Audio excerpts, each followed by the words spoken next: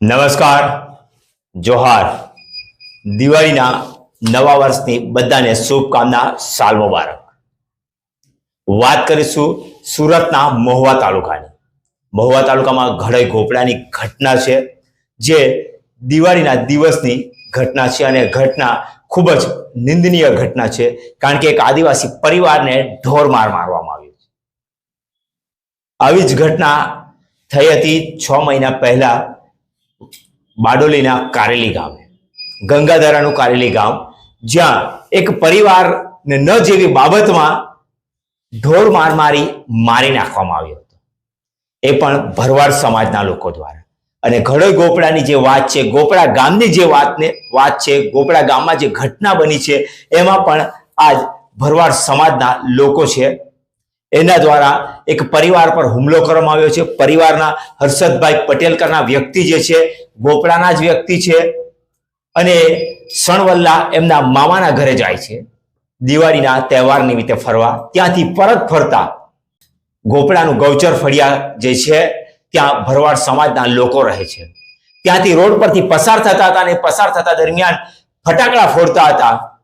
જોધાભાઈ ભરવાડના પુત્ર, એમના બાળકો ત્યાં રસ્તા ઉપર ફટાકડા ફોડતા હતા અને હર્ષદભાઈએ ગાડીના હોર્ન માર્યો અને ખસી જવા માટે કહ્યું, પણ ખસી જવા બાબતથી બાળકોને માઠું લાગ્યું અને ગાડીની પાછળ દંડા અને લાકડા લઈ અને હાથથી ઢીક્કા મુક્કા મારવા લાગ્યા, ગાડીને નુકસાન પહોંચાડવા લાગ્યા. હર્ષદભાઈએ તરત જ ગાડી ઊભી રાખી અને કહ્યું કે ગાડી હું બીજાની લઈને આવ્યો છું, એટલે ગાડી સાથે તમે મારામારી ન કરો, ગાડી ઉપર કોઈ નુકસાન ન કરો, એવું હર્ષદભાઈ કહેવા માટે ઉભા રહ્યા. પણ જોધાભાઈ અને એમના બીજા અન્ય સાથીઓ, જે તમને હું નામ કહું છું, જોધાભાઈ, મયુરભાઈ, કિશનભાઈ, હીરાબેન, વાલજીભાઈ અને ભરતભાઈ, તુલસીભાઈ જેટલા લોકો તરત જ ઘરમાંથી બહાર આવી ગયા અને હર્ષદભાઈ અને એમના પરિવાર જે ગાડીમાં બેઠા હતા, હર્ષદભાઈના પિતાશ્રી ગાડીમાં બેઠા હતા, હર્ષદભાઈના પત્ની બેઠા હતા, હર્ષદભાઈના 2 દીકરા ગાડીમાં બેઠા હતા, બધાને ખેંચીને મારામારી કરવા લાગ્યા, ઢોર મારવા લાગ્યા. હીરાબેન જે ભરવાડ સમાજમાંથી આવે છે, એમણે દાતરનું લઈ અને મારી પણ દીધું અને લોહી લુહાણ પણ કરી નાખ્યા. આ ઘટના એટલી નિંદનીય છે કે આદિવાસી વિસ્તાર છે, આદિવાસી વિસ્તારમાં તમારે રહેવું છે અને પાછો ફરી આદિવાસી વિસ્તારના લોકોને ટાર્ગેટ કરી અને એમની ઉપર હિટલરશાહી જેવી હુકુમત કરવી છે. આદિવાસી સમાજ ચલાવી લેશે નહીં. ગંગાધરાના કારેલી ગામે પણ આવી જ ઘટના બની હતી અને એમાં ત્યાંના પંચાયત સભ્યને મોતને ઘાટ ઉતારી દેવામાં આવ્યો હતો. એ ઘટના ખૂબ જ જોરશોર અને ચર્ચામાં ચાલી હતી, પણ ફરી પાછી એ ઘટનાને હજુ 6 મહિના થયા નથી કે ત્યાં મહુવા તાલુકો અને ગોપડા ગામની આ ઘટના છે. ભરવાડ સમાજના લોકો દ્વારા મારામારી કરવામાં આવી, ગાડીને પણ તોડી નાખવામાં આવી, ગાડીને પણ ઘણું નુકસાન કરવામાં આવ્યું. જ્યારે પોલીસની ટીમ આવી તપાસ કરવા, પોલીસની ટીમ ઉપર પણ હુમલો કરવામાં આવ્યો. ત્યાંના લોકોનું કહેવું છે કે અમને તરત જ ફોન કરીને બહારથી ભરવાડ સમાજના લોકોને ટેમ્પા ભરીને બોલાવી લીધા. રહેવું આદિવાસી વિસ્તારમાં છે, ખાવું આદિવાસી વિસ્તારમાં છે, દૂધ આદિવાસી વિસ્તારમાં વેચવું છે, ચારો આદિવાસી વિસ્તારના લોકોના ખેતરમાંથી લેવો છે, આદિવાસી વિસ્તારના લોકો પર તમારું જીવન નિર્ભર છે અને ફરી પાછા દાદાગીરી, મારામારી અને ખૂન ખરાબો આદિવાસી લોકો સાથે જ કરવો છે. આ કદાપી આદિવાસી સમાજ ચલાવી લેશે નહીં. સમાજના અગ્રણીઓ ભેગા થયા, સમાજના અગ્રણીઓ મારામારી કરતા છૂટા પાડવા જતા સમાજના અગ્રણીઓને પણ પાવડા વડે મારવામાં આવ્યા, એમને પણ નુકસાન પહોંચાડવામાં આવ્યું. આ ભરવાડ સમાજનું જનૂન કેટલું તેજ હો.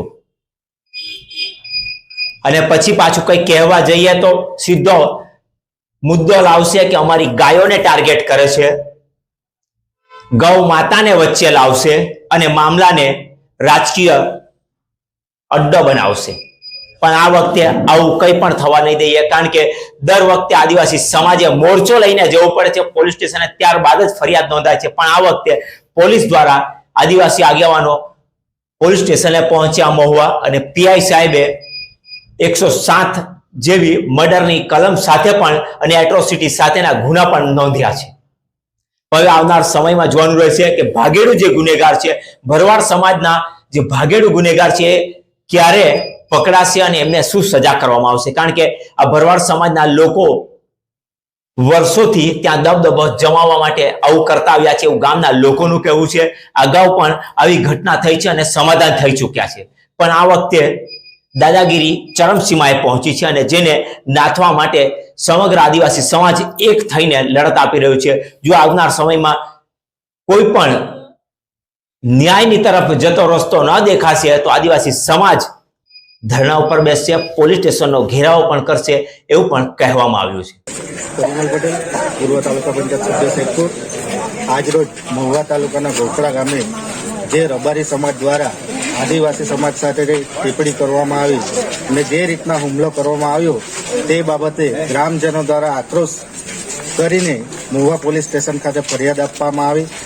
કડકમાં કડક કાર્યવાહી થાય, એટ્રોસિટીની કલમ 307, આઈપીસી નવી બીએનએસની કલમ 107નો ઉમેરો કરવામાં આવે એ રીતની રજૂઆત કરવામાં આવી. પીએસઆઈ સાહેબે અમને સાંત્વના આપી કે કાયદેસરની કાર્યવાહી કરી એટ્રોસિટીની ફરિયાદ દાખલ કરી ડીવાયએસપી તપાસ કરશે એવી ખાતરી આપતા અમે બધા અહીંયાથી છૂટા પડ્યા છે.